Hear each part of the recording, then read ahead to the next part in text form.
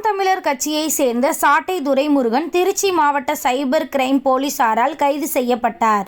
கட்சியின் துணை பொதுச் செயலாளர் மற்றும் அக்கட்சியின் செய்தி தொடர்பாளராக இருப்பவர் சாட்டை துரைமுருகன். திருச்சியில் வசிக்கும் அவர் சாட்டை என்ற பெயரில் யூடியூப் சேனல் நடத்தி வருகிறார். விக்கிரவாண்டி இடைத்தேர்தல் இறுதிக்கட்ட பிரச்சாரம் கடந்த 8ஆம் தேதி நடந்தது. அந்த இறுதிக்கட்ட பிரச்சாரத்தின் போது நாம் தமிழர் கட்சி வேட்பாளர் அபிநயாவை ஆதரித்து பேசினார். அப்போது முன்னாள் முதலமைச்சர் கலைஞர் மற்றும் திமுக அரசை தரக்குறைவாக விமர்சித்ததாக கூறப்படுகிறது. முன்னாள் முதலமைச்சரை விமர்சனம் செய்து பாடல் ஒன்றையும் பாடியுள்ளார்.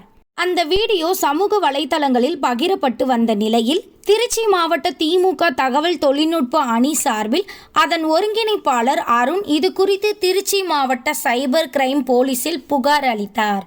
அந்த புகாரின் அடிப்படையில் விசாரணை மேற்கொண்ட போலீசார் சாட்டை துரைமுருகனை தேடினர்.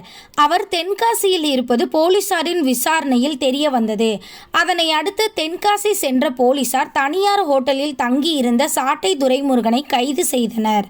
கைது செய்யப்பட்ட சாட்டை துரைமுருகனை போலீசார் திருச்சிக்கு அழைத்து வந்தனர். அப்பொழுது திருச்சி மாவட்ட சைபர் கிரைம் காவல் நிலையத்தில் காத்திருந்த நாம் தமிழர் கட்சியினர் சாட்டை துரைமுருகன் கைது செய்யப்பட்டதை கண்டித்து முழக்கங்களை எழுப்பினர். அதனால் அப்பகுதியில் சிறிது நேரம் பரபரப்பு ஏற்பட்டது.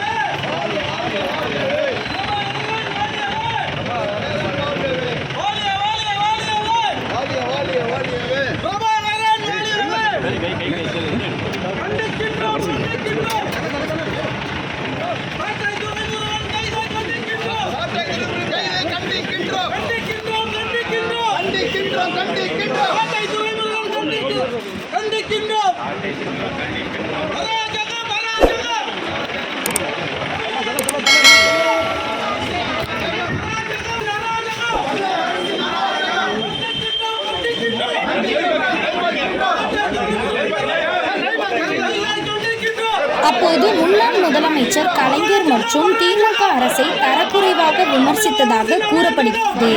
முன்னாள் முதலமைச்சரை விமர்சனம் செய்து பாடல் ஒன்றையும் பாடியுள்ளார்.